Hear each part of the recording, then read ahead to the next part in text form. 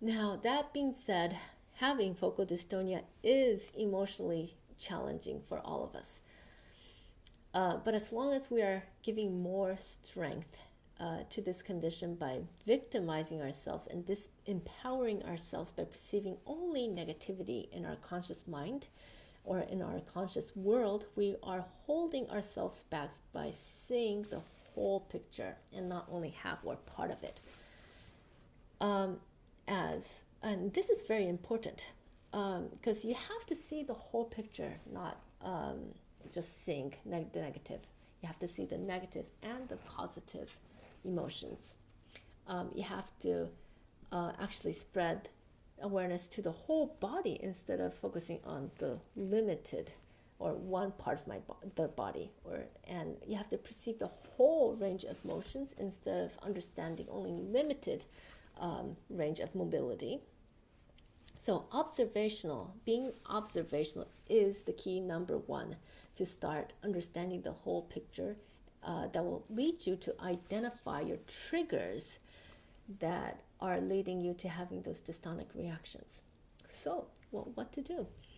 Well, observations are always in balance. There are negative emotions in our conscious world, but also there are always quite the opposite running in our subconscious level. So we want to surface what is in our subconscious world. It's kind of scary, but it's actually fun. And so we could actually see it all or observe it all. So we can't erase negative emotions nor challenging memories, but we could always counterbalance them by seeing the whole picture.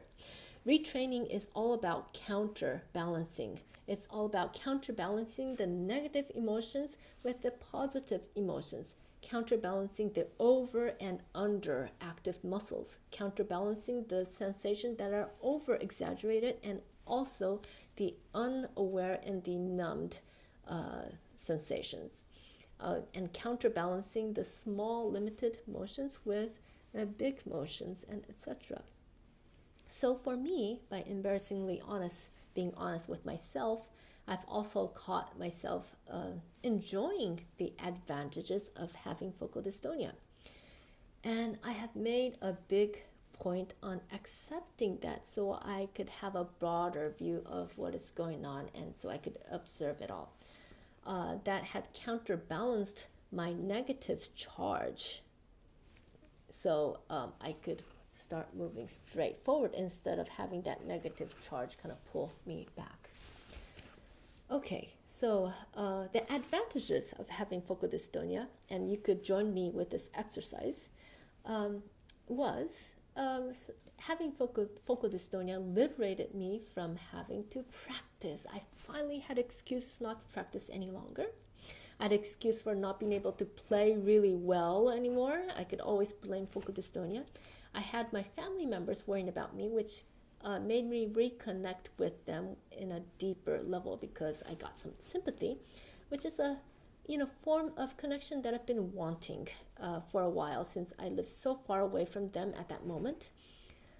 I didn't have to compete in a competition any longer, which was a great emotional relief.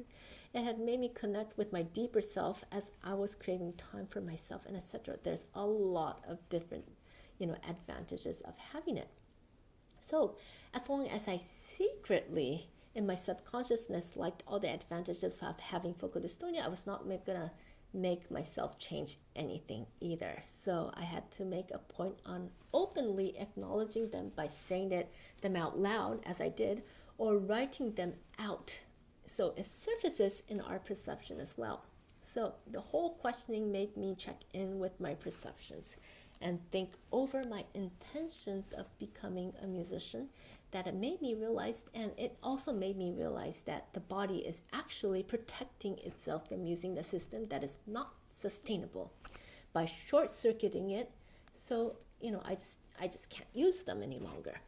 Focal dystonia is a signal and a message from my own system to let me know that the system I had been using had been on overdrive and I just can't use them.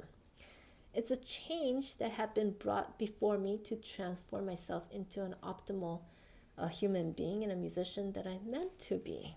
So as I realized too that focal dystonia is not something that I should fight or ignore, but it's rather a feedback from my mind and my body to guide me to unleash my fullest potential.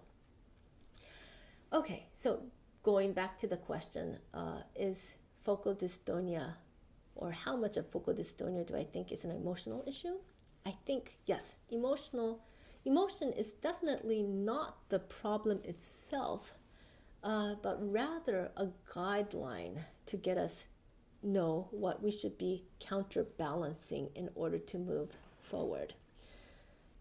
What I think more importantly, what influences our emotion and our physical motion down to the fine motor movements are our perception of the immediate world around us. So I think it's very, very crucial to take a close look and to think of all the reasons why you wanted to become a musician, and also evaluate how you perceive performances and perhaps how you perceive the instrument itself, and see if you're not inhibiting the full range of natural motion under the perception of some kind of restriction. And I think negative emotions are not necessarily a bad thing. It's just an actualization of the conflict between your inner perception and your actions.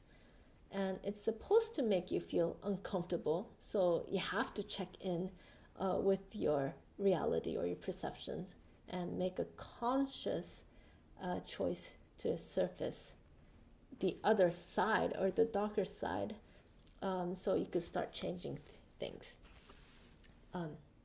So what do you think? Please let me know if anything is unclear. I'm trying to always communicate in the most simple ways possible, although this is very challenging. Please leave me a comment and let me know what you think.